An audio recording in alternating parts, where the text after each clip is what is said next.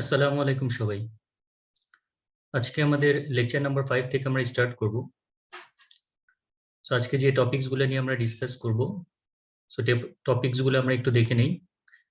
Earthing switch and its operation.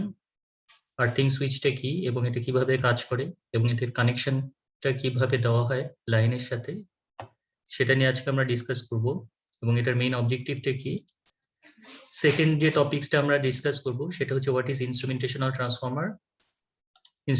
ইনস্ট্রুমেন্টেশনাল ট্রান্সফর্মারটা কি এবং এটা কি কি ধরনের হতে পারে, টাইপস অফ ইনস্ট্রুমেন্টেশনাল ট্রান্সফর্মার, এবং ফাইনালি আমরা কারেন্ট ট্রান্সফর্মার দিয়ে আমাদের লেকচার শেষ করব।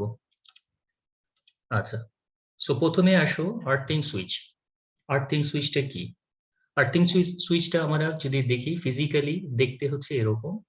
এখানে আমরা দেখতে পাচ্ছি এটা হচ্ছে কি একটা আর্থিং সুইচ, এরকম তিনটা সেট থাকবে।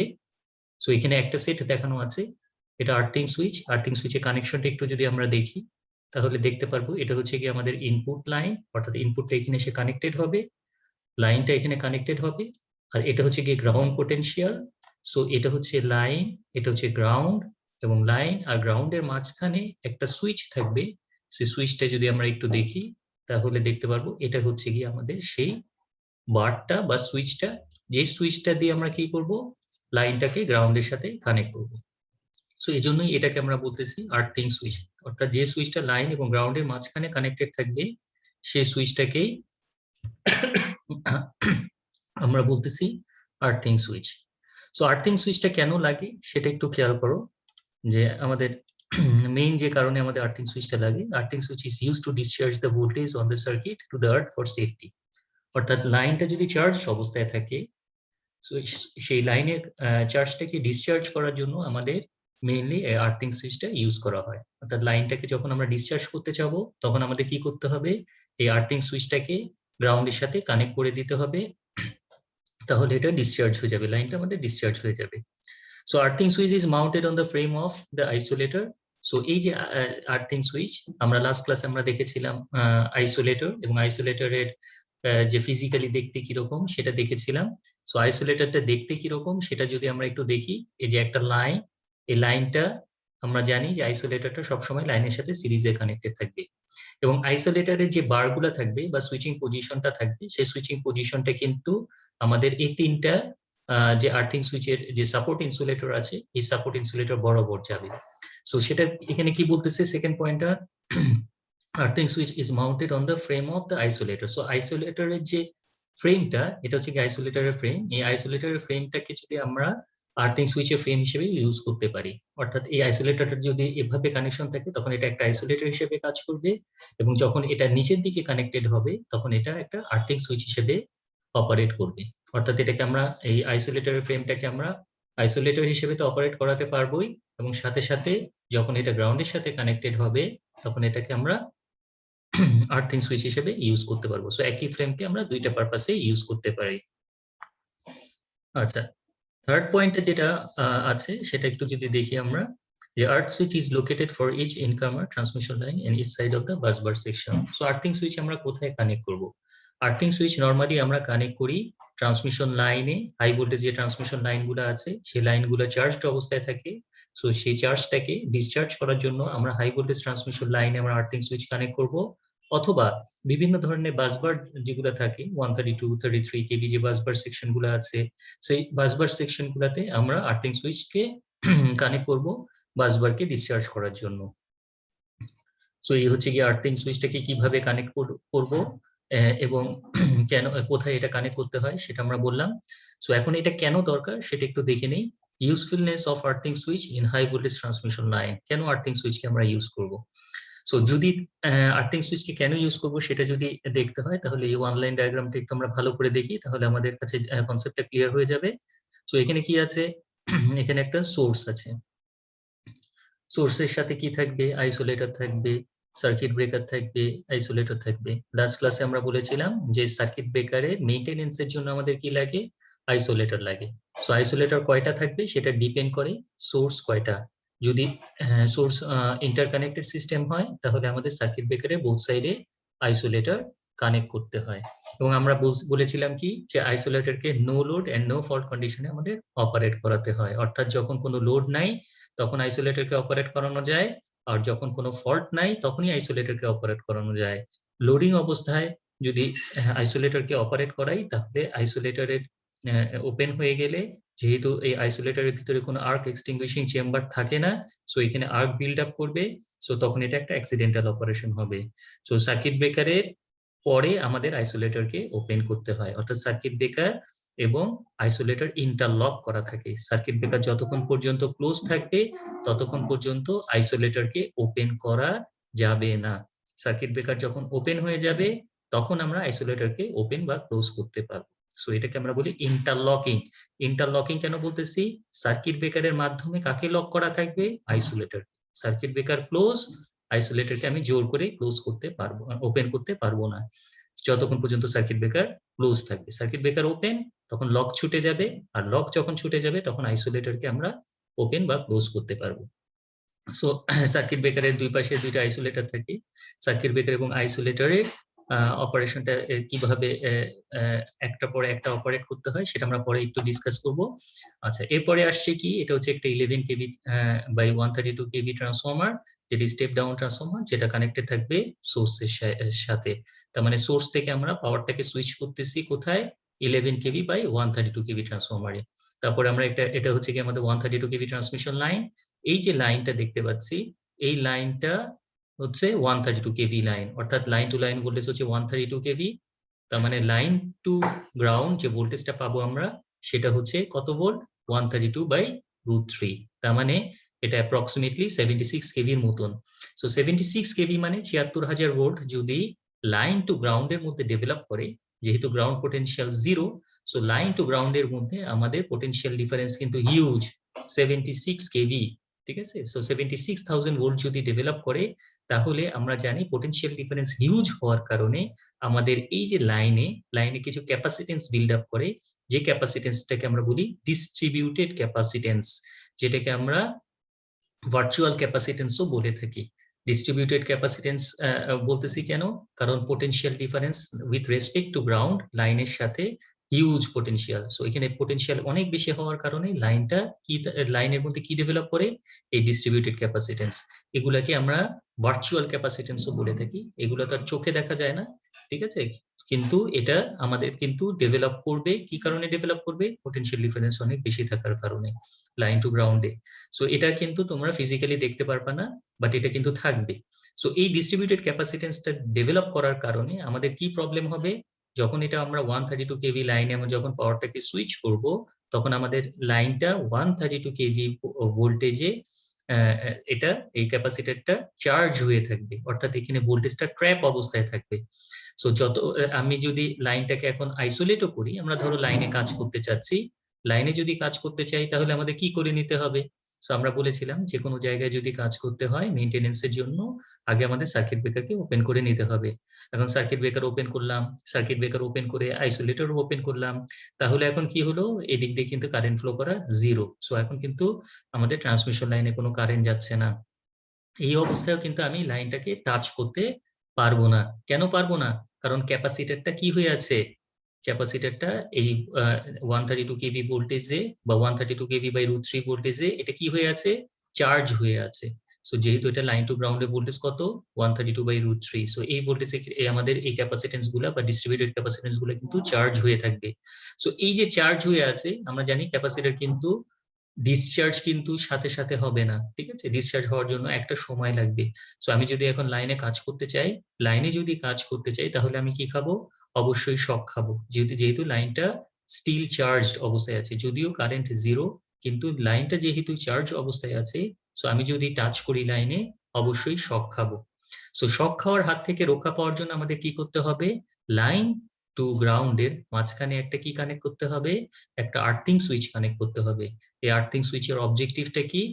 যখন আমাদের লাইনে আমরা কাজ করতে যাব, আমাদের সার্কিট ব্রেকার ওপেন করব, প্রথমে ওপেন করার পরে কাকে ওপেন করব? আইসোলেটরকে। সো সার্কিট ব্রেকার আমরা মেইনটেনেন্স করতে পারবো। আর লাইনে মেইনটেনেন্স করার সময় কি করতে হবে? সার্কিট ব্রেকার এবং আইসোলেটর ওপেন করার পরে আর্থিং সুইচটাকে ক্লোজ করে নিতে হবে। আর্থিং সুইচটা যদি ক্লোজ করে নেই তাহলে আমাদের কি হবে? লাইনটা আর্থিং সুইচের থ্রুতে ডিসচার্জ হয়ে যাবে। এই যে এখানে আমরা দেখতে পাচ্ছি আর্থিং সুইচটা কি অবস্থায় আছে? ক্লোজড অবস্থায় আছে। সো লাইনটা কোন পাথ দিয়ে ডিসচার্জ হবে, লাইনটা যদি আমরা দেখি একটু, লাইনটা কিন্তু আমাদের এই পাথ দিয়ে ডিসচার্জ হয়ে যাবে। সো এই পাথ দিয়ে যদি ডিসচার্জ হয়ে যায়, এখন যদি আমি লাইনে পোটেনশিয়াল কিন্তু জিরো হয়ে গেল, লাইনে পোটেনশিয়াল জিরো হয়ে গেলে আমরা কিন্তু এখন লাইনে কাজ করতে পারবো। সো এটাই আমরা বললাম যে usefulness of earthing switch in high voltage transmission line. আমাদের লাইনে যদি কাজ করতে হয় তাহলে অবশ্যই আমাদেরকে লাইনটাকে ডিসচার্জ করে নিতে হবে। যে কোনো লাইনকে কাজ করার জন্য আমাদের অবশ্যই লাইনটাকে ডিসচার্জ করে নিতে হয়, না হলে আমাদের ট্র্যাপ ভোল্টেজ যদি থাকে, সেই ট্র্যাপ ভোল্টেজের কারণে যারা মেইনটেনেন্সে থাকবে তারা সিরিয়াসলি ইনজুর্ড হতে পারে বা সিরিয়াসলি শক পেতে পারে। সো এই জন্য আমাদের আর্থিং সুইচটা অবশ্যই লাগবে, কিন্তু হেলদি অবস্থায় বা নর্মাল কন্ডিশনে অবশ্যই আর্থিং সুইচ কি অবস্থায় থাকবে, ওপেন অবস্থায় থাকবে। ঠিক আছে, সো হেলদি অবস্থায় কখনোই আর্থিং সুইচকে ক্লোজ রাখা যাবে না। কেন রাখা যাবে না? তাহলে তো আমাদের কি হয়ে গেল, লাইন টু গ্রাউন্ড ফল্ট হয়ে গেল। সো আর্থিং সুইচ হেলদি কন্ডিশনে অলওয়েজ ওপেন থাকবে। শুধুমাত্র মেইনটেনেন্সের সময়ই আমাদের কি করতে হবে, এই আর্থিং সুইচটাকে ক্লোজ করতে হবে সার্কিট ব্রেকার ওপেন করার পরে। সার্কিট ব্রেকার ওপেন করার আগে কিন্তু ক্লোজ করলে আবার লাইন টু গ্রাউন্ড ফল্ট হয়ে যাবে। সো এই জিনিসগুলো আমরা দেখলাম। সো অবজেক্টিভটা কি, যেটা আমরা বললাম, long and high voltage transmission line holds distributed capacitance. এই ক্যাপাসিটেন্সটাকে আমরা কি ক্যাপাসিটেন্স বলছি, distributed capacitance. So even though the transmission line is isolated, transmission লাইনকে ওপেন করার ফলেও কি হবে, it contain trap voltage for which the charging current discharge very slowly. So এটা ট্র্যাপ ভোল্টেজ যেহেতু স্টোর করে রাখছে, সো আমাদের এটা খুব স্লোলি ডিসচার্জ হচ্ছে। So now if maintenance is required on the transmission line, the line potential should be zero. So এই line potentialটাকে আমাদের জিরো করতে হবে। So earthing switch is necessary for maintenance on high voltage transmission line. So লাইনের মেইনটেনেন্সের জন্য অবশ্যই আমাদের earthing switch লাগবে। এরপরে আসো interlocking between earthing switch, isolator and circuit breaker. So তিনটার অপারেশন আমরা দেখলাম, আর্থিং সুইচটা কি এবং কেন ইউজ করতে হয়। আর্থিং সুইচ ইউজ করব আমরা লাইনে মেইনটেনেন্সের জন্য, আইসোলেটরকে আমরা ইউজ করব সার্কিট ব্রেকারের মেইনটেনেন্সের জন্য, আর সার্কিট ব্রেকারটাকে আমরা ইউজ করব লাইনটাকে ব্রেক করার জন্য অথবা ফল্টি কন্ডিশনে লাইনকে ইন্টারাপশন করার জন্য আমাদের সার্কিট ব্রেকার লাগবে। সো তিনটার অপারেশন আমরা দেখলাম। সো এটাকে কিভাবে আমরা ইন্টারলক করব, ইন্টারলক মানে কার আগে কাকে অপারেট করতে দিব অথবা দিব না। ফর এক্সাম্পল আমি একটা আমার হাতে দুইটা জিনিস আছে, for example switch and isolator আছে, সার্কিট ব্রেকার এন্ড আইসোলেটর আছে। তো সার্কিট ব্রেকার এন্ড আইসোলেটর যদি থাকে, এই দুইটাকে কিভাবে আমরা ইন্টারলক করব। সো আমরা এটা আগেও বলেছি, যখন আমরা লাইনে পাওয়ার দিব, লাইন থেকে যখন পাওয়ার ডিসকানেক্ট করব, অর্থাৎ লাইনটাকে যখন ব্রেক করব, তখন আগে কাকে ব্রেক করতে হবে, ব্রেক করার সময় আমাদের আগে সার্কিট ব্রেকারকে ওপেন করতে হবে, তারপরে কাকে ওপেন করতে হবে, তারপর আমরা আইসোলেটরকে ওপেন করব। যদি আমরা আগে আইসোলেটরকে ওপেন করি তাহলে আর্ক বিল্ড আপ করবে, সো এটা অ্যাক্সিডেন্টাল অপারেশন হবে। সো ইন্টারলকটা কিভাবে করা থাকবে, যতক্ষণ সার্কিট ব্রেকার ক্লোজ ততক্ষণ পর্যন্ত আইসোলেটরকে ওপেন করা যাবে না। তার মানে আগে open circuit breaker, then open isolator. So break করার সময়। আর মেক করার সময় মানে কি, মেক মানে কি, সার্কিটটা যখন আমরা কানেক্ট করব, অর্থাৎ আমরা লাইনে যখন আবার পাওয়ার দিব, তখন কাকে আগে ক্লোজ করতে হবে, আগে আইসোলেটরকে ক্লোজ করতে হবে। আইসোলেটরকে ক্লোজ করার পরে, যেহেতু আইসোলেটরকে সার্কিট ব্রেকারের আগে ক্লোজ করার অবজেক্টিভটা কি, সার্কিট ব্রেকার যতক্ষণ পর্যন্ত ওপেন থাকবে ততক্ষণ পর্যন্ত নো লোড কন্ডিশন। সো এই অবস্থায় সার্কিট আইসোলেটরকে আমরা ক্লোজ করতে পারবো। তার মানে প্রথম কাজ হবে আমাদের close isolator and then close circuit breaker, তারপর আমরা সার্কিট ব্রেকারকে ক্লোজ করব। আচ্ছা, সো যদি আমাদের কাছে দুইটা জিনিস থাকে, আইসোলেটর এন্ড সার্কিট ব্রেকার, যদি তিনটা জিনিস থাকে, circuit breaker, isolator and earthing switch, তাহলে কিভাবে আমরা ইন্টারলক করব। যদি আমরা ব্রেক করতে চাই, কন্ট্যাক্টটাকে ব্রেক করতে চাই, অথবা সার্কিটটাকে ওপেন করতে চাই বা লাইনে কাজ করতে চাই, তাহলে সবার আগে কি করতে হবে, সার্কিট ব্রেকার ওপেন করে নিতে হবে, তারপরে আইসোলেটরকে ওপেন করে নিতে হবে আগের মতন, তারপরে গিয়ে আমরা আর্থিং সুইচকে ক্লোজ করব। আদারওয়াইজ আর্থিং সুইচকে যদি আগে ক্লোজ করি তাহলে আমাদের লাইন টু গ্রাউন্ড ফল্ট হওয়ার একটা পসিবিলিটিস থাকবে। সো আগে সার্কিট ব্রেকার ওপেন, দেন আইসোলেটর ওপেন, দেন ক্লোজ আর্থিং সুইচ। আবার যখন সার্কিটটাকে আমরা রিকানেক্ট করব বা লাইনটাকে যখন রিকানেক্ট করতে যাব, টু মেক এ কন্ট্যাক্ট, প্রথমে আমাদের কি করে নিতে হবে, আর্থিং সুইচকে ওপেন করে নিতে হবে। এটা কিন্তু আমাদের প্রথম প্রায়োরিটিতে থাকবে, আর্থিং সুইচকে ওপেন করে নিতে হবে। তারপরে কি করতে হবে, আইসোলেটরকে ক্লোজ করতে হবে। আইসোলেটরকে ক্লোজ করার পরে দেন আমরা সার্কিট ব্রেকারকে ক্লোজ করব। আইসোলেটরকে যেহেতু নো লোড কন্ডিশনে ক্লোজ করি, সো সেই জন্য সেকেন্ডে আমাদের আইসোলেটরকে ক্লোজ করতে হবে এবং থার্ডে সার্কিট ব্রেকারকে ক্লোজ করতে হবে।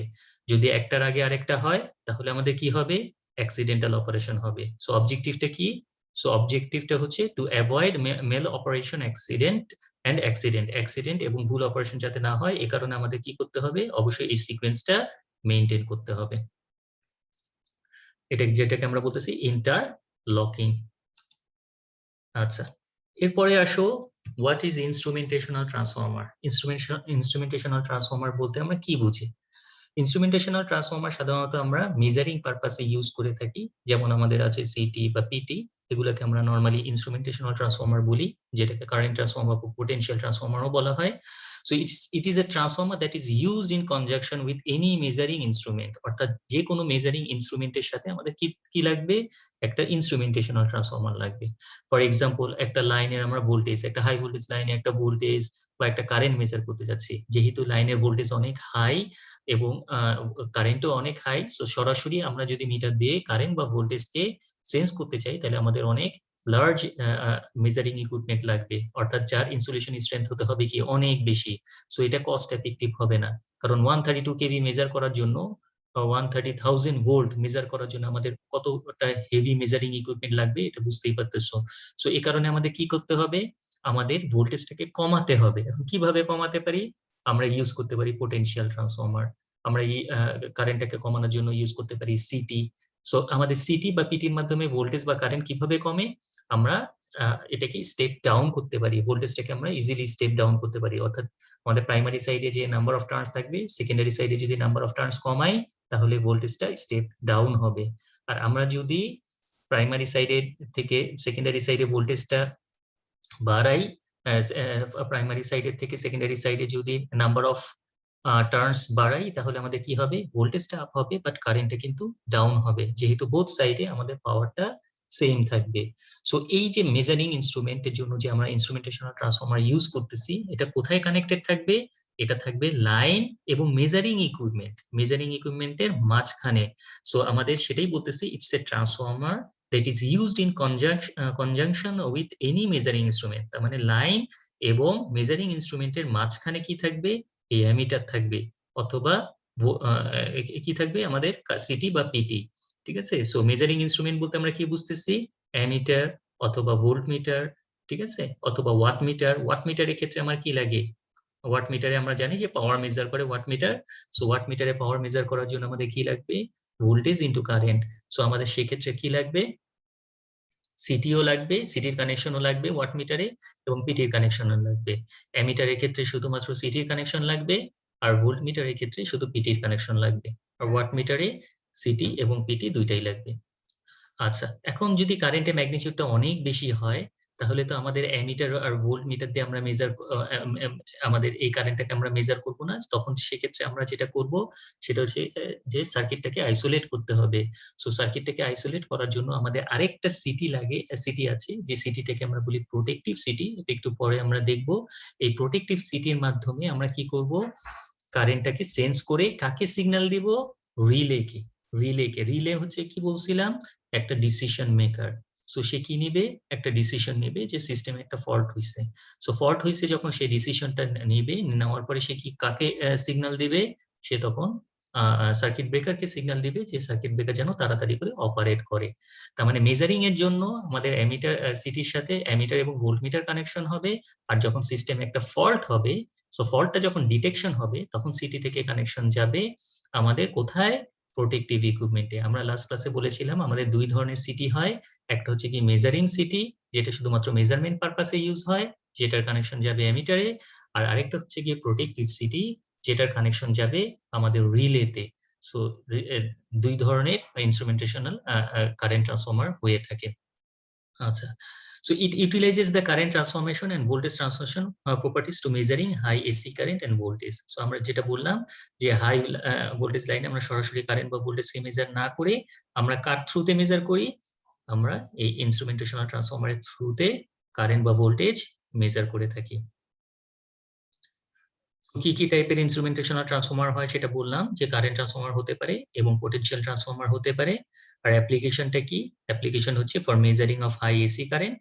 হাই এসি কারেন্টকে মেজার করার জন্য সিটি ইউজ করব, আর measurement of high AC voltage measure করার জন্য আমরা পিটি ইউজ করব। তো আরেকটা কারণে আমাদের এই ইনস্ট্রুমেন্টেশনাল ট্রান্সফরমারটা ইউজ করা হয়, এর অ্যাপ্লিকেশন আরেকটা আছে, সেটা কি? সেটা হচ্ছে we use specially constructed high voltage instrumentational transformer. 3 নম্বর পয়েন্টটা যদি আমরা একটু খেয়াল করো, we use specially constructed high voltage instrumentation transformer to isolate the high voltage circuit from the measuring circuit in order to protect the measuring instrument from burning. আচ্ছা, খেয়াল করে দেখো, আমরা ট্রান্সফরমার বলতেছি, তার মানে কি ট্রান্সফরমারের দুইটা সাইড থাকে, একটা হচ্ছে প্রাইমারি সাইড আর একটা হচ্ছে সেকেন্ডারি সাইড। সো আমাদের যখন কারেন্ট মেজার করব, তখন আমাদের যেহেতু সিটি দিয়ে যদি আমরা কারেন্ট মেজার করি, তাহলে সিটি সব সময় লাইনের সাথে কিভাবে কানেক্টেড থাকবে? সিরিজে, অর্থাৎ প্রাইমারি সাইডটা বা প্রাইমারি ওয়াইন্ডিংটা লাইনের সাথে কানেক্টেড থাকবে সিরিজে। আর সেকেন্ডারি সাইডটা কিভাবে কানেক্টেড থাকবে? সেকেন্ডারি সাইড থেকে যাবে কোথায় কানেকশন? হয় রিলেতে যাবে অথবা মিটারিং ইকুইপমেন্টে যাবে। তার মানে যেহেতু প্রাইমারি সাইড, ট্রান্সফরমারের প্রাইমারি সাইড এবং ট্রান্সফরমারের সেকেন্ডারি সাইডের মধ্যে কোনো ফিজিক্যাল ইলেকট্রিক্যাল কানেকশন নাই, তার মানে কি হচ্ছে, আমাদের হাই ভোল্টেজ সাইড থেকে মেজারিং যে ডিভাইস গুলা থাকবে সেগুলা পুরাপুরি আইসোলেটেড। ঠিক আছে, যেহেতু ট্রান্সফরমারে কিভাবে আমাদের সেকেন্ডারিতে আমরা কারেন্ট পাচ্ছি?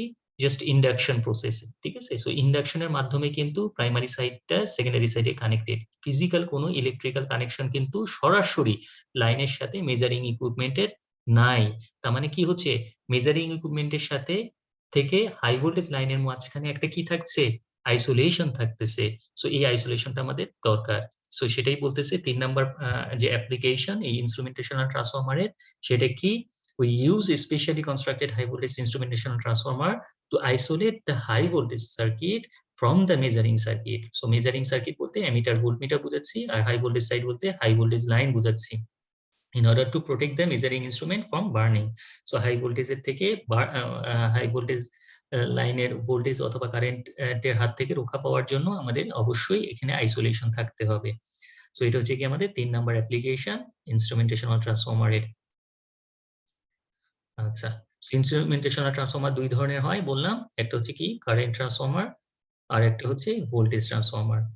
এই কারেন্ট ট্রান্সফরমারকে আবার আমরা কি বলছিলাম? দুইটা ভাগে ভাগ করতে পারি। একটাকে আমরা কি বলি? Measuring instrument city. ঠিক আছে, আর আরেকটাকে আমরা কি বলি? Protective instrument city. ঠিক আছে, দুই ধরনের সিটি হয়। তো এই দুই ধরনের সিটির ক্ষেত্রে প্রথম যে মেজারিং ইনস্ট্রুমেন্ট সিটি, এটার যে অ্যাকুরেসি থাকে এটা হচ্ছে 125% of the normal full load current. অর্থাৎ ফর এক্সাম্পল, একটা লাইনে কারেন্ট যাচ্ছে ধরো 100 অ্যাম্পিয়ার, তাহলে ওভারলোড কারেন্ট আমরা মার্জিন রাখি কত? 20 to 25%। সো ম্যাক্সিমাম কারেন্ট লাইনে যেতে পারে ধরো 125 অ্যাম্পিয়ার। সো 125 অ্যাম্পিয়ারটা কি? তার ওভারলোড কারেন্ট রেটিং। সো এখন এই কারেন্টটাকে আমরা মেজার করতে চাই, অ্যাকুরেটলি মেজার করতে চাই, তাহলে আমাকে এমন একটা সিটি চুজ করতে হবে যে সিটিটা কি করতে পারে? এই 125 অ্যাম্পিয়ার কারেন্ট অ্যাকুরেটলি মেজার করতে পারে। সো সেক্ষেত্রে আমরা যে সিটিটা ইউজ করি, সেই সিটিটার ভ্যালুটা কিরকম হওয়া উচিত? যে আমাদের এই সিটিটা যেন এই 125 অ্যাম্পিয়ার কারেন্ট এক্স্যাক্টলি মেজার করতে পারে। সো এই রেশিওটা থাকে কম। ঠিক আছে, সো এই রেশিওটা কম হয়। কিন্তু যখন আমাদের লাইনে একটা ফল্ট হবে, ফল্ট হলে কি হয়? ফল্ট হলে কারেন্টের ম্যাগনিটিউড অনেক বেড়ে যায়। ঠিক আছে, সো সেটা 20 থেকে 100 টাইমসও পর্যন্ত বেড়ে যেতে পারে। সো কারেন্টের ম্যাগনিটিউড অনেক বেড়ে যেতে পারে। সো এই হাই কারেন্টটা তো সরাসরি আমরা মিটারে দিই না, এই কারেন্টটা আমরা কোথায় দিই? এই কারেন্টটা আমরা কমাই আমরা কোথায় দিই? আমরা দেই হচ্ছে রিলেতে। ঠিক আছে, সো এই কারেন্টটাকে কমানোর পরে এটা আমাদের রিলেতে কানেকশন যাবে। সো এই কারেন্টটাকে যখন আমরা মেজার করব, তখন আমাদের আরেকটা সিটি লাগে, যে সিটিটা 20 টাইমস এর উপরে কারেন্ট গেলে, অর্থাৎ 100 অ্যাম্পিয়ার কারেন্ট যদি আমাদের লোড কারেন্ট হয়, তাহলে 20 টাইমস হচ্ছে কত? 100 কে 20 দিয়ে গুণ করলে আমাদের প্রায় 2 kilo ampere current. So 2 kilo ampere কারেন্টও মেজার করতে পারবে এই প্রোটেক্টিভ ইনস্ট্রুমেন্ট বা সিটি। ঠিক আছে, সো আমাদের মেজারিং ইনস্ট্রুমেন্ট সিটি কিন্তু 125 অ্যাম্পিয়ারের উপরে কারেন্ট মেজার করতে পারবে না, কিন্তু যদি আমাদের প্রোটেক্টিভ ইনস্ট্রুমেন্ট সিটি হয়, তাহলে সে 20 টাইমস এর উপরে কারেন্টকে মেজার করতে পারবে। আচ্ছা, এখন কোশ্চেন হচ্ছে কেন আমাদের মেজারিং ইনস্ট্রুমেন্ট সিটি 125% পর্যন্ত অ্যাকুরেসি রাখা হয়, আর এর যে প্রোটেক্টিভ ইনস্ট্রুমেন্ট সিটি এটা 2000%, অর্থাৎ প্রায় 20 টাইমস এর উপরে গেলেও সে কারেন্টকে মেজার করতে পারে। এটা কিভাবে? সো ফর এক্সাম্পল, এখন আমরা এখানে দেখতে পাচ্ছি যে কি, এখানে একটা কার্ভ আছে। এই কার্ভে আমরা দেখতে পাচ্ছি কি, এ পাশে হচ্ছে ওয়াই এক্সিস হচ্ছে কি ফ্লাক্স, আর এই পাশে হচ্ছে কারেন্ট। সো একটা কারেন্ট ট্রান্সফরমারে আমরা জানি যে দুইটা কয়েল থাকে, একটা প্রাইমারি সাইড আর একটা হচ্ছে সেকেন্ডারি সাইড। সো সেকেন্ডারি সাইডে আমরা ইনডিউসড প্রসেসে কারেন্টটা পাই। তাই না? সো ইনডিউস প্রসেসে সো আমাদের যখন প্রাইমারিতে কারেন্ট বাড়ে, প্রাইমারি সাইডে কারেন্ট বাড়ে, তখন কি হয়? তখন একটা ফ্লাক্স এই কোরের মধ্যে ইনডিউসড হয়, ঠিক আছে? সো আই বাড়লে কি হবে? কারেন্ট বাড়লে ফ্লাক্সও কি হবে? বাড়বে। যদি আমরা দেখি একটু, তাহলে দেখতে পারবো, একটু খেয়াল করো যে আমরা এখানে দেখতে পাচ্ছি কি, আমরা এই যে কারেন্টটা ধরো এতটুকু, তাহলে ফ্লাক্স কতটুকু? ফ্লাক্স হচ্ছে এতটুকু। কারেন্ট আরো বাড়ালাম, তাহলে কি হচ্ছে? ফ্লাক্স আরো বাড়লো। কিন্তু একটা সময় পরে কারেন্ট যদি বাড়ে, ধরো এতটুকু বাড়ছে, তার মানে কি ফ্লাক্সটা কি হয়ে গেছে? কনস্ট্যান্ট হয়ে গেছে। কারেন্ট যদি আরো বাড়ে, ফ্লাক্সটা কিন্তু আর বাড়তেছে না, ঠিক আছে? ফ্লাক্সটা কিন্তু ফিক্সড হয়ে গেছে। সো এখানে আমরা দেখতে পাচ্ছি কি, একটা নির্দিষ্ট সময় পরে আমাদের কি হয়ে যাচ্ছে? ফ্লাক্সটা কিন্তু ফিক্সড হয়ে যাচ্ছে। সেটা কোন পয়েন্ট? এই যে এই পয়েন্টের পরে আমাদের কিন্তু ফ্লাক্সটা কনস্ট্যান্ট হয়ে যাচ্ছে। তার মানে আমরা দেখতে পাচ্ছি যে একটা নির্দিষ্ট পরিমাণ কারেন্ট বাড়ার পরে ফ্লাক্স কনস্ট্যান্ট হয়ে যাচ্ছে। ফ্লাক্স যদি কনস্ট্যান্ট হয়ে যায়, তাহলে সেকেন্ডারিতে rate of change of flux এর ভ্যালু কত হবে? ফ্লাক্স যদি কনস্ট্যান্ট হয়ে যায়, তাহলে rate of change of flux হয়ে যাবে কত? 0, কারণ আই ইকুয়াল টু কি? আই মানে secondary current. Secondary current equal to কি? Rate of change of flux. So ফাইটা কি? কনস্ট্যান্ট। সো ফাইটাকে যদি আমরা ডিফারেন্সিয়েট করি with respect to time, then আমাদের কয়েকটা কনস্ট্যান্ট টার্মকে ডিফারেন্সিয়েশন করলে কারেন্ট আসবে কত? সেটা 0। সো 0 কারেন্ট আসবে, অর্থাৎ সেকেন্ডারিতে কোনো কারেন্ট ফ্লো করবে না। সো এই জন্য আমাদের বলতেছি যে মেজারিং ইনস্ট্রুমেন্ট সিটি দিয়ে কিন্তু আমরা হাই কারেন্ট মেজার করতে পারবো না। সো এর অ্যাকুরেসিটা কি? কম, ঠিক আছে? সে 125% পর্যন্ত, অর্থাৎ ওভারলোড কারেন্ট পর্যন্ত সে অ্যাকুরেটলি মেজার করতে পারবে। কিন্তু যদি আমাদের এই ফল্ট হয়, এই ফল্ট যখন হবে, ফল্ট কারেন্টকে কিন্তু এটা মেজার করতে পারবে না, কারণ ফল্ট কারেন্টের ম্যাগনিটিউড অনেক বেশি। তার মানে এর সেকেন্ডারি কারেন্ট তো 0 তখন থাকবে, তখন তো এটা সে মেজার করতে পারবে না। তাহলে আমাদেরকে এমন একটা সিটি ডিজাইন করতে হবে যে সিটিটা কি হাই কারেন্টকে মেজার করতে পারে। অর্থাৎ এই হাই কারেন্ট মেজার করার সময়ও সে কোথায় যাবে না? এর সেকেন্ডারিতে কারেন্ট পাওয়া যাবে, অর্থাৎ সে স্যাচুরেশনে যাবে না। তার মানে আমাদেরকে কি করতে হবে? এমন একটা সিটি ডিজাইন করতে হবে যে সিটিটা হাই কারেন্টটাকে মেজার করতে পারে, অর্থাৎ এটা তখনও স্যাচুরেশন পয়েন্টটা থাকবে, স্যাচুরেশন পয়েন্টে যাবে না। সো এখন খেয়াল করে দেখো, এই ক্ষেত্রে আমরা যদি অবজার্ভ করি, আমি এখানে একটা লাইন ড্র করলাম, এটা অনেক হাই কারেন্ট, ফর এক্সাম্পল এটা 20 টাইমস। সো এই ক্ষেত্রে কিন্তু আমাদের এই সিটিটা কিন্তু, উপরে যে সিটিটা, এই সিটিটা কিন্তু স্যাচুরেটেড হয়ে গেছে। সো এখানে যদি আমরা কারেন্ট মেজার করি, তাহলে কিন্তু কারেন্ট সেকেন্ডারিতে 0 পাবো। বাট এক্ষেত্রে কিন্তু এখনো এই সিটিটা, প্রোটেক্টিভ সিটি যেটা, সো এই প্রোটেক্টিভ সিটিটা কিন্তু এখনো স্যাচুরেশন পয়েন্টে যায় নাই। সো এখন কিন্তু আমরা কারেন্টটাকে মেজার করতে পারবো। সো এই কারেন্টটাকে সে কোথায় নিয়ে যাবে? রিলেতে নিয়ে যাবে। রিলেতে নিয়ে সে রিলের কাছ থেকে ডিসিশন নিয়ে কোথায় আসবে? সার্কিট ব্রেকারে আসবে, যে সার্কিট ব্রেকারকে ট্রিপ করার জন্য। সো এই প্রোটেক্টিভ সিটির, তাহলে আর মেজারিং সিটির মধ্যে ডিফারেন্সটা কি? মেজারিং সিটি এবং প্রোটেক্টিভ সিটির মধ্যে ডিফারেন্স হচ্ছে, মেজারিং সিটিতে আমাদের স্যাচুরেশন পয়েন্টটা আগে পাওয়া যায়, আর প্রোটেক্টিভ সিটিতে স্যাচুরেশন পয়েন্টটা পরে পাওয়া যায়। এখন স্যাচুরেশন পয়েন্টটা কিসের উপর ডিপেন্ড করে? স্যাচুরেশন পয়েন্টটা ডিপেন্ড করে হচ্ছে কোরের থিকনেসের উপরে। অর্থাৎ কোরটা যত বেশি থিক হবে, যত মোটা হবে, মোটা কোর যদি ইউজ করি, তাহলে আমাদের কি হবে? আমাদের স্যাচুরেশন পয়েন্টটা অনেক পরে পাবো। অর্থাৎ সেকেন্ড যে রেড কালারের যে কার্ভটা দেখতে পাচ্ছি, এইখানে স্যাচুরেশন পয়েন্টটা কিন্তু অনেক পরে পাচ্ছি। তার মানে আমাদের এই রেড কালারের কার্ভটা পাবো। অর্থাৎ এটা হচ্ছে কি আমাদের কিসের জন্য? প্রোটেক্টিভ সিটির জন্য। কিন্তু যখন আমরা মেজারমেন্ট পারপাসে ইউজ করব, তখন কিন্তু কোরের থিকনেসটা কি হবে? কম হবে, অর্থাৎ স্যাচুরেশন পয়েন্ট আমরা তাড়াতাড়ি পাবো। সো এখন কোশ্চেন হতে পারে এখানে যে আমরা তাহলে তো প্রোটেক্টিভ সিটি দিয়ে মেজারিং সিটির কাজ করতে পারি, কারণ প্রোটেক্টিভ সিটি দিয়ে তো আমাদের লো কারেন্টও মেজার করতে পারি। এর অ্যান্সারটা হচ্ছে, আমরা যখন ফর এক্সাম্পল একটা হাই স্কেল দিয়ে কিন্তু লো কোয়ান্টিটির জিনিস মেজার করাটা ডিফিকাল্ট, ঠিক আছে? সো হাই স্কেল দিয়ে কখনো আমাদের লো অ্যামাউন্টের কারেন্টটা মেজার করাটা ডিফিকাল্ট, যেহেতু কারেন্টের ম্যাগনিটিউড অনেক কম থাকবে হবে। সো সেক্ষেত্রে আমাদের কারেন্টের ম্যাগনিটিউডটা অ্যাকুরেটলি ডিটেক্ট করাটা ডিফিকাল্ট। এই জন্যই স্মল স্কেল দিয়ে স্মল কোয়ান্টিটির কারেন্টকে আমরা মেজার করে থাকি। এই জন্যই আমাদের মেজারিং সিটি লাগে। আর প্রোটেক্টিভ সিটিটা কিসের জন্য লাগবে? হাই কারেন্টকে মেজার করার জন্য, অর্থাৎ ফল্ট কারেন্ট। যখন ফল্ট হবে, তখনই সে কারেন্টটাকে মেজার করবে অ্যাকুরেটলি, এবং সে তখন রিলেকে সিগন্যাল দিবে। সো এই জন্য আমাদের দুই ধরনের সিটি লাগে। আর কোশ্চেন হতে পারে, তাহলে তো মেজারিং সিটি থাকলেই চলতো, কিন্তু মেজারিং সিটি কিন্তু হাই কারেন্টকে মেজার করতে পারবে না, কারণ হাই কারেন্ট গেলে তখন স্কোরটা স্যাচুরেটেড হয়ে গিয়ে সেকেন্ডারি কারেন্টটা 0 হয়ে যায়। সো আমাদের দুইটা সিটি লাগবে, এটা মাথায় রাখতে হবে। একটা হচ্ছে মেজারিং সিটি, আর একটা হচ্ছে কি? Protective city. আচ্ছা, সো এই যে সিটিটা যেটা বললাম, সিটি স্যাচুরেশন পয়েন্টটাকে আমরা ভ্যারি করতে পারি কিসের উপরে? এর কোরের সাইজের উপরে। কোর সাইজ যদি ইনক্রিজ করি তাহলে আমাদের সিটি স্যাচুরেশন পয়েন্টটা ভ্যারি করবে। আচ্ছা, এরপরে আসো construction of current transformer. Current transformer এবং কারেন্ট ট্রান্সফর্মারকে কিভাবে কনস্ট্রাক্ট করা হয়েছে সেটা একটু খেয়াল করে দেখো। এখানে দুই ধরনের কারেন্ট ট্রান্সফর্মার দেখানো আছে। একটা হচ্ছে কি উইন্ডো টাইপ কারেন্ট ট্রান্সফর্মার, আর একটা হচ্ছে বার টাইপ কারেন্ট ট্রান্সফর্মার। প্রথমে আমরা এর কানেকশনটা একটু দেখে নিই। উইন্ডো টাইপ কারেন্ট ট্রান্সফর্মারের ক্ষেত্রে আমাদের এই যে লাইনটা, মেইন লাইনটা যাবে এই উইন্ডোর ভিতর দিয়ে, ঠিক আছে? সো এই মেইন লাইনটা কিন্তু দেখো খেয়াল করে উইন্ডোর ভিতর দিয়ে পাস করতেছে। সো এটা হচ্ছে কি আমাদের প্রাইমারি লাইন, যেটা প্রাইমারি সাইড। সো প্রাইমারি সাইডে যখন কারেন্ট ফ্লো করবে তখন কি হবে? এই চারপাশে একটা ম্যাগনেটিক ফ্লাক্স ক্রিয়েট হবে। এই ম্যাগনেটিক ফ্লাক্স ক্রিয়েট হলে এর ভিতরে কিন্তু এই যে উইন্ডো, যেটা সার্কুলার শেপ দেখতে পাচ্ছ, এর ভিতরে কিন্তু একটা কোর আছে এবং একটা ওয়াইন্ডিং আছে। সো সেই ওয়াইন্ডিং থেকে আমরা পাবো হচ্ছে সেকেন্ডারি সাইড, ঠিক আছে? অর্থাৎ এখান থেকে আমাদের, এটা হচ্ছে কি আমাদের সেকেন্ডারি টার্মিনাল, ঠিক আছে? এই সেকেন্ডারি টার্মিনালে কি থাকবে? এই সেকেন্ডারি টার্মিনাল থেকে কোথায় কানেকশন যাবে? এখান থেকে যাবে হচ্ছে কি আমাদের একটা অ্যামিটারে, ঠিক আছে? সো এখান থেকে আমাদের অ্যামিটারে কানেকশন যাবে। সো এখান থেকে আমরা কারেন্টটাকে অ্যাকুরেটলি মেজার করতে পারবো। সো উইন্ডো টাইপ সিটিটা কিভাবে কারেন্টটাকে সেন্স করতেছে তাহলে? তো কারেন্টটা যাচ্ছে কোন দিক দিয়ে? মেইন কারেন্টটা কিন্তু সরাসরি লাইন দিয়ে যাচ্ছে। সো লাইন দিয়ে যখন কারেন্টটা যাচ্ছে, লাইন দিয়ে কারেন্টটা যাচ্ছে, আর এর চারপাশে যে কোডটা আছে, এই ইন্ডাকশন প্রসেসে অর্থাৎ ম্যাগনেটিক ফিল্ড এই কোডটাকে কাট করতেছে। কাট করলে আমাদের এখানে যে নাম্বার অফ টার্নস থাকবে সেখানে একটা ভোল্টেজ ইনডিউস হবে। তো এটার সাথে যদি আমরা একটা অ্যামিটার কানেক্ট করি তাহলে এখানে আমাদের কত কারেন্ট যাচ্ছে প্রাইমারি সাইডে সেটা কিন্তু সে শো করবে। তো প্রাইমারি সাইডে অ্যাকুরেট কারেন্টটা দেখার জন্য কি করতে হবে? নাম্বার অফ টার্নস অর্থাৎ ট্রান্সফরমেশন রেশিও দিয়ে আমাদের যে মেজার্ড যে কারেন্টটা সেটাকে মাল্টিপল করলেই আমরা স্ক্রিনের মধ্যে দেখতে পারবো যে লাইনে কত কারেন্ট যাচ্ছে। আমাদের যে ক্ল্যাম্প-অন মিটার গুলা থাকে, এই ক্ল্যাম্প-অন মিটার গুলো কিন্তু একইভাবে কাজ করে। তোমরা মেশিন ল্যাবে ওই ক্ল্যাম্প-অন মিটার গুলো ইউজ করছো।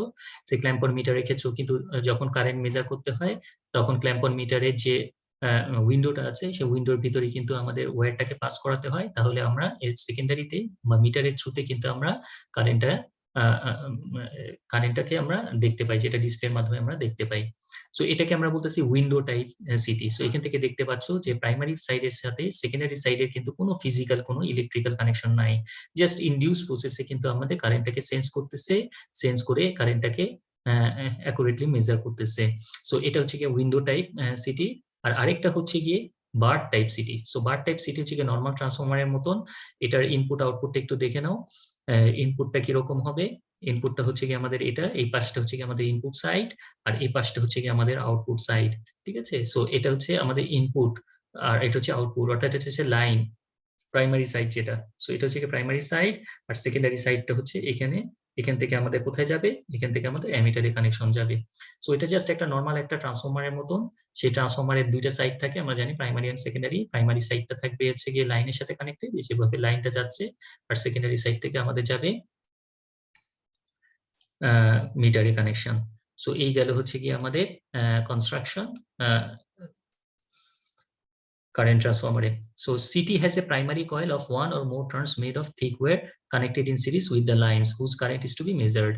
So আমরা যে কারেন্টটাকে মেজার করতে চাই, ঠিক আছে? যেমন ধরো যে আমি লাইনের এই কারেন্টটাকে আমরা মেজার করতে চাই, এই কারেন্টটা কত সেটা আমরা যদি মেজার করতে চাই তাহলে কি করব? এই লাইনটা এটার ভিতর দিয়ে পাস করতে হবে, এবং এই লাইনটা যেহেতু হাই কারেন্ট, এটার ভিতর দিয়ে যেহেতু হাই কারেন্ট যাচ্ছে, সো এই ওয়্যারটা কি হতে হবে? অনেক বেশি থিক হতে হবে, অনেক মোটা হতে হবে, আদারওয়াইজ তো সে হাই কারেন্ট হ্যান্ডেল করতে পারবে না।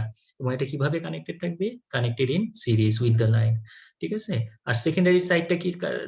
সেকেন্ডারি সাইডে কি হবে? নাম্বার অফ টার্নসটা অনেক বেশি হবে, কারণ আমরা কি বললাম একটু আগে যে আমাদের ট্রান্সফরমারের ক্ষেত্রে যেহেতু দুই সাইডে পাওয়ার সেম থাকে, সো প্রাইমারি সাইডে যদি কারেন্ট বেশি হয়, সেকেন্ডারি সাইডে কারেন্ট কমানোর জন্য নাম্বার অফ টার্নস বাড়াতে হবে। সো আমরা জানি P1 ইকুয়াল টু, যদি P2 হয় তাহলে V1I1 ইকুয়াল টু V2I2 হবে। অর্থাৎ প্রাইমারি সাইডে যেহেতু কারেন্ট বেশি, তার মানে প্রাইমারি সাইডে আমাদের ভোল্টেজটা কম, কিন্তু সেকেন্ডারি সাইডে যেহেতু আমাদের কারেন্টটাকে কমাতে হবে, সে কারণে আমাদের ভোল্টেজটাকে বাড়াতে হবে। সো ভোল্টেজটাকে কিভাবে বাড়াতে পারি?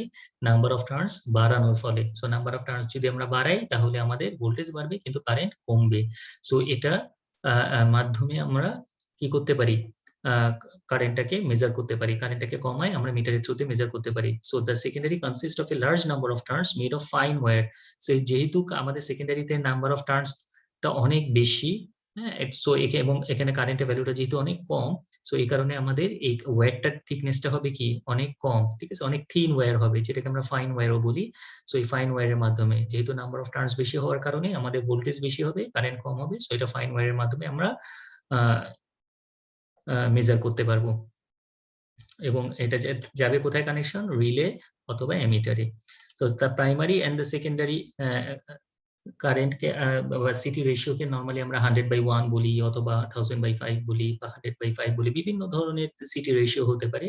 সো 100/5 মানে কি, 100/5 মানে হচ্ছে নাম্বার অফ টার্নস যদি প্রাইমারিতে 5টা হয় তাহলে সেকেন্ডারিতে হবে কত, 100, ঠিক আছে, কারণ সেকেন্ডারিতে নাম্বার অফ টার্নস বেশি হবে কারেন্টটাকে কমানোর জন্য, ঠিক আছে। 100/1 বললে প্রাইমারিতে যদি একটা টার্ন হয়, যেমন এখানে দেখতে পাচ্ছি প্রাইমারিতে কিন্তু আমাদের একটা টার্ন মানে একটা লাইনই কিন্তু চলে গেছে, ঠিক আছে, সো একটা টার্ন। সো 100/1 মানে এখানে যদি একটা টার্ন হয় তাহলে আমাদের সেকেন্ডারিতে, অর্থাৎ এখান থেকে আমরা পাবো, এখানে এই কোরের মধ্যে পেঁচানো থাকবে, এই যে কোরটা দেখতে পাচ্ছি এই কোরের মধ্যে কয়টা টার্ন পেঁচানো থাকবে, 100টা টার্ন, ঠিক আছে। সো সেকেন্ডারিতে আমরা কারেন্ট পাবো মাত্র 1 অ্যাম্পিয়ার যদি লাইনে 100 অ্যাম্পিয়ার কারেন্ট যায়। সো এই গেল হচ্ছে গিয়ে কারেন্ট ট্রান্সফরমারের কনস্ট্রাকশনটা।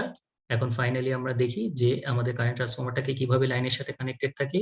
সো এই যে লাইন, এটা হচ্ছে লাইন, এটা লাইনের সাথে লোড কানেক্টেড থাকবে এবং এটার সাথে সিরিজে কানেক্টেড থাকবে কি কারেন্ট ট্রান্সফরমারের প্রাইমারি সাইডটা, ঠিক আছে। সো প্রাইমারি সাইডটা লাইনের সাথে কানেক্টেড, আর সেকেন্ডারি সাইড থেকে যাবে কোথায় কানেকশন, এটা হচ্ছে আমাদের মিটারিং ইকুইপমেন্ট অথবা রিলে, ঠিক আছে। সো সেকেন্ডারি সাইডটা আমাদের মিটারিং ইকুইপমেন্ট অথবা রিলেতে যাবে। সো এটাকে আমরা বলতেছি কি single ratio city. Single ratio city মানে কি, যার রেশিও হচ্ছে একটা, যেমন 100/1 যদি বলি তাহলে প্রাইমারিতে যদি একটা টার্ন হয় সেকেন্ডারিতে হবে 100টা টার্ন, ঠিক আছে। সো এটাকে আমরা বলতেছি সিঙ্গেল রেশিও সিটি। কিন্তু অনেক সময় দেখা যায় যে সিটি সেকেন্ডারিতে ট্যাপিং করা থাকে, ঠিক আছে। এখানে যেমন এখানে আমরা দেখতে পাচ্ছি এখানে কোনো ট্যাপিং করা নাই, এখানে হচ্ছে কি দুইটা টার্মিনাল খালি x1 and x3, আর এখানে আমরা দেখতে পাচ্ছি একটা ট্যাপিং করা আছে, সেন্টার ট্যাবে একটা ট্যাপিং করা আছে যেটাকে আমরা বলতেছি x2, ঠিক আছে। সো এখানে আমাদের x1 x3 পরিবর্তেও কিন্তু আমাদের একটা টার্ন আছে x2, তাহলে x2 আর x3 তে নাম্বার অফ টার্নস কম আমরা বুঝতে পারছি, আর x1 আর x3 তে নাম্বার অফ টার্নস বেশি। সো এখানে আমরা দেখাচ্ছি যে x2 আর x3 তে নাম্বার অফ টার্নস হচ্ছে 200 আর x1 আর x3 তে নাম্বার অফ টার্নস হচ্ছে 400, ঠিক আছে। সো এখানে অনেক সময় ট্যাপিং করা থাকে যেটাকে আমরা বলি কি মাল্টি রেশিও সিটি, তার মানে এখানে রেশিও দুইটা, একটা হচ্ছে 200/5 আর একটা হচ্ছে 400/5। প্রাইমারিতে কিন্তু রেশিও একটাই, ঠিক আছে, প্রাইমারিতে রেশিও বা নাম্বার অফ টার্নস কত, 5, ঠিক আছে। প্রাইমারিতে অলওয়েজ 5টা টার্ন, আর সেকেন্ডারিতে আমাদের এখানে দুই ধরনের নাম্বার অফ টার্নস আছে, একটা হচ্ছে গিয়ে 200 আর একটা হচ্ছে 400। সো এটা কেন দরকার, ঠিক আছে। ফর এক্সাম্পল আমাদের এই লাইনটা হচ্ছে গিয়ে 200 অ্যাম্পিয়ারের লাইন বা লোড হচ্ছে, এখানে ক্যাপাসিটি হচ্ছে 200 অ্যাম্পিয়ার, তার মানে সে 200 অ্যাম্পিয়ার কারেন্ট অলওয়েজ মেজার করবে, 200 অ্যাম্পিয়ার কারেন্ট সবসময় এটার ভিতর দিয়ে যাবে এবং এই কারেন্টটাকে সে মেজার করবে। সো আমরা তাহলে একটা 200/5 অ্যাম্পিয়ারের যদি একটা সিটি ইউজ করি, কারেন্ট ট্রান্সফরমার ইউজ করি, তাহলে কিন্তু আমরা এখানে 5 অ্যাম্পিয়ার ইজিলি মেজার করতে পারবো। অর্থাৎ আমরা যদি এখানে ফর এক্সাম্পল আমি যদি এখানে একটা মিটার কানেক্ট করি, এই যে এই জায়গায় যদি একটা মিটার কানেক্ট করি এবং এই মিটারটার সাথে যদি আমি সিটি সেকেন্ডারিটা কানেক্ট করে দিই, ধরো যে সিটি সেকেন্ডারিটা আমি এটার সাথে কানেক্ট করে দিলাম, তাহলে কি হবে আমাদের এই এবং সিটিটার এই যে অ্যামিটারটা আছে, এই অ্যামিটারের রেটিং ধরলাম আমরা 5 অ্যাম্পিয়ার, অর্থাৎ ম্যাক্সিমাম সে 5 অ্যাম্পিয়ার কারেন্ট কিন্তু সে মেজার করতে পারবে, বেশি মেজার করতে পারবে না, ঠিক আছে। তার মানে 200 অ্যাম্পিয়ার কারেন্ট যদি যায় এই দিক দিয়ে, তাহলে সে মেজার করবে কত অ্যাম্পিয়ার কারেন্ট, 5 অ্যাম্পিয়ার কারেন্ট। তাহলে কি অ্যাকচুয়ালি লাইনে 5 অ্যাম্পিয়ার কারেন্ট যাচ্ছে, তা তো যাচ্ছে না। তাহলে তাকে কি করতে হবে, তার মাল্টিপ্লাইং ফ্যাক্টর দিয়ে গুণ করতে হবে। মাল্টিপ্লাইং ফ্যাক্টর মানে কত, 200/5, তাহলে 5 × 200/5 equal to line current, equal two হচ্ছে 200 অ্যাম্পিয়ার কারেন্ট। তার মানে লাইন কারেন্ট ইকুয়াল টু হচ্ছে মিটার রিডিং, অর্থাৎ মিটার রিডিং হচ্ছে 5 অ্যাম্পিয়ার ইনটু তার মাল্টিপ্লাইং ফ্যাক্টর হচ্ছে তার ট্রান্সফরমেশন রেশিও, যেটা 200/5। আচ্ছা, এখন মনে করো যে লোড কারেন্ট বেড়ে গেছে, ঠিক আছে। লোড যদি কোনো কারণে আমাদের বাড়াতে হয় বা ফিউচারে আমাদের যদি লোড বাড়ানোর কোনো স্কোপ থাকে, সো সেক্ষেত্রে আমাদের কি করতে হবে, আমাদের লোড বেড়ে গেছে মনে করো, ঠিক আছে। লোড বেড়ে যদি যায় তাহলে কিন্তু আমরা সেম রেঞ্জের অ্যামিটার দিয়ে কিন্তু আমরা কারেন্টটাকে মেজার করতে পারবো না। ফর এক্সাম্পল এখানে যদি লোড 400 অ্যাম্পিয়ার হয়, তাহলে আমাদের কিন্তু সে তখন কারেন্ট মেজার করবে কত 200/5 এর সিটির মধ্যে দিয়ে যদি আমরা কারেন্টটাকে মেজার করতে চাই তাহলে 400 অ্যাম্পিয়ার যদি এখানে হয় কারেন্ট তাহলে এখানে কারেন্ট শো করবে কত 10 অ্যাম্পিয়ার কারেন্ট, কারণ 200 অ্যাম্পিয়ারে 5 অ্যাম্পিয়ার হলে 400 অ্যাম্পিয়ারে এখানে যাবে 10 অ্যাম্পিয়ার কারেন্ট। বাট এখানে যে মিটারটা আমরা ইউজ করতেছি এটা রেটিং কত, এটা রেটিং হচ্ছে কত 5 অ্যাম্পিয়ার। সো 5 অ্যাম্পিয়ার রেটিং দিয়ে যদি আমরা 10 অ্যাম্পিয়ারে কারেন্ট মেজার করতে চাই তাহলে তো আমার মিটারটা কি হয়ে যাবে, ড্যামেজ হয়ে যাবে। সো ওই মিটার দিয়ে কিন্তু আমরা এই কারেন্টটাকে মেজার করতে পারবো না। সো সেক্ষেত্রে আমাদের কি করতে হবে, দুইটা কাজ করতে পারি। একটা হচ্ছে কি আমাদের ট্রান্সফরমেশন রেশিওটাকে বাড়াতে হবে, অথবা আরেকটা কাজ করতে পারি, আমাদের মিটারের যে রেটিং সেটাকে বাড়াতে হবে। সো যদি মাল্টি রেশিও সিটি আমাদের হাতে থাকে, যদি সিটি রেশিওটাকে আমাদের একের অধিক থাকে, সেক্ষেত্রে আমরা কি করতে পারি, এটা ইউজ করতে পারি। এটাকে কিভাবে ইউজ করব, তখন আমাদের যে স্কেলটা বাড়ানোর জন্য এর সিটি নাম্বার অফ টার্নস বাড়াতে হবে। নাম্বার অফ টার্নস যদি বাড়াই, অর্থাৎ x1 and x3 থেকে টার্মিনালে যদি আমরা এখন কানেকশনটা দেই, তাহলে কি হবে, x1 x3 টার্মিনালে কানেকশন দিলে তখন কিন্তু সে এখনো 400 অ্যাম্পিয়ার গেলে কত অ্যাম্পিয়ার মেজার করবে, এখনো সে 5 অ্যাম্পিয়ার কারেন্টই মেজার করবে। কিন্তু 5 অ্যাম্পিয়ার কারেন্ট তো মেজার করতেছে, বাট অ্যাকচুয়ালি তো লাইন কারেন্ট তার 5 অ্যাম্পিয়ার না। তাহলে তার মাল্টিপ্লাইং ফ্যাক্টর এখন কত হবে, 400/5। তাহলে 5 × 400/5 ইকুয়াল টু হচ্ছে লাইন কারেন্ট, অর্থাৎ লাইন কারেন্ট ইকুয়াল টু হচ্ছে meter reading into transformation ratio. So এটার মাধ্যমে আমরা মাল্টি রেশিও সিটির থ্রুতেও কিন্তু আমরা কি করতে পারি, অ্যাকুরেটলি কারেন্টটা মেজার করতে পারি। ঠিক আছে, সো মাল্টি রেশিও সিটি আমরা কোথায় ইউজ করব, মাল্টি রেশিও সিটি ইউজ করব যেখানে লোড বাড়ার অথবা কমার যদি কোনো প্রভিশন থাকে, ঠিক আছে, বা ফিউচারে যদি আমাদের লোড বাড়াতে হয়, সেক্ষেত্রে আমরা মাল্টি রেশিও সিটি ইউজ করব। আচ্ছা, এরপরে দেখি আমরা, তো যেটা বললাম যে এখানে আমরা সেন্টার ট্যাপ করে আমরা কি করতেছি, ডুয়েল রেশিও সিটি আমরা তৈরি করতেছি। ঠিক আছে, এখানে ট্যাপিং এর মাধ্যমে কিন্তু আমাদের এই মাল্টি রেশিও সিটি আমরা তৈরি করছি। So dual ratio city are used in application where it is necessary to have available two ratio of the primary to secondary current from the same secondary winding of the city. তার মানে আমাদের primary সাইডে কিন্তু একটাই, কিন্তু secondary সাইডে কিন্তু আমাদের ট্যাপিং এর মাধ্যমে আমাদের কিন্তু ডুয়েল রেশিও সিটি আমরা তৈরি করতেছি। সো এটা কিসের জন্য ইউজ করব, যেটা বললাম যে লোড যদি বেড়ে যায় সেক্ষেত্রে আমরা x2 x3 এর পরিবর্তে x1 and x3 terminal use করব। x2 x3 আর x1 x2 কোনটা সেটা একটু খেয়াল করে দেখো, x2 x3 হচ্ছে এটা আর x1 x3 হচ্ছে এটা। সো নাম্বার অফ টার্নস বাড়াতে হবে যদি আমাদের লোড বেড়ে যায়, সেক্ষেত্রে নাম্বার অফ টার্নস বাড়ানোর মাধ্যমে আমরা এই সেম রিডিং এর অ্যামিটারের মাধ্যমে আমরা কিন্তু কারেন্টটাকে অ্যাকুরেটলি মেজার করতে পারি। তো আজকে আমাদের লেকচার 5 হচ্ছে এই পর্যন্তই। আশা করি সবাই বুঝতে পেরেছো।